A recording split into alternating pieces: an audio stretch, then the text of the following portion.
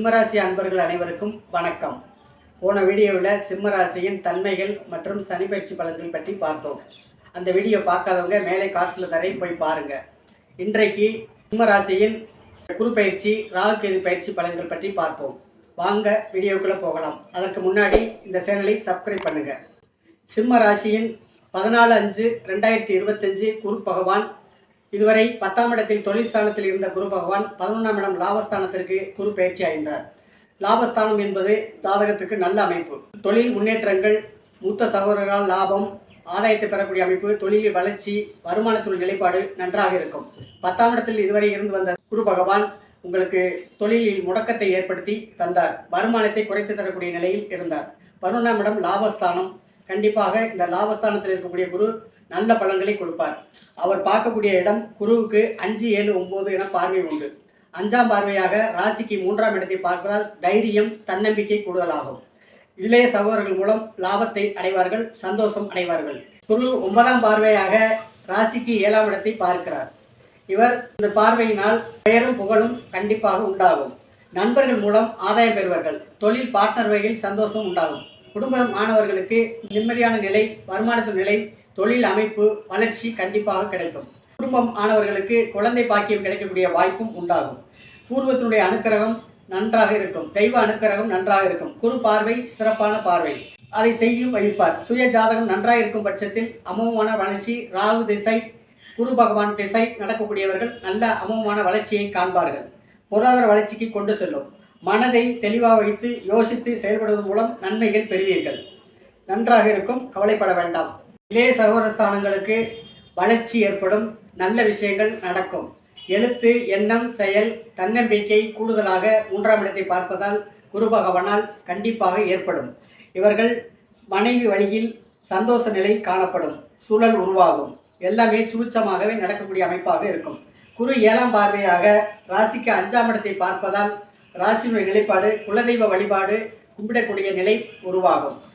குலதெய்வத்தால் ஆசியும் பெரியவர்களின் ஆசியும் கண்டிப்பாக கிடைக்கும். பூர்வக அனுக்கிரகம் உண்டாகும்.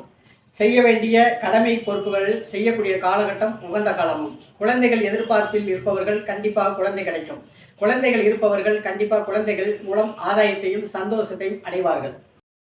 அடுத்து ராகு கேது பயிற்சி. ராகு பகவான் உங்கள் ராசிக்கு இதுவரை 8ஆம் இடத்தில் இருந்து வந்து 1.5 வருட காலம் சில கஷ்டங்களை கொடுத்து வந்தார். அவர் ராசிக்கு 7ஆம் இட கும்பமனைக்கு செல்கின்றார். அங்கு குரு பார்வையும் பெறுகின்றார். 7ஆம் இடம் என்பது சிறப்பான பலன்கள்.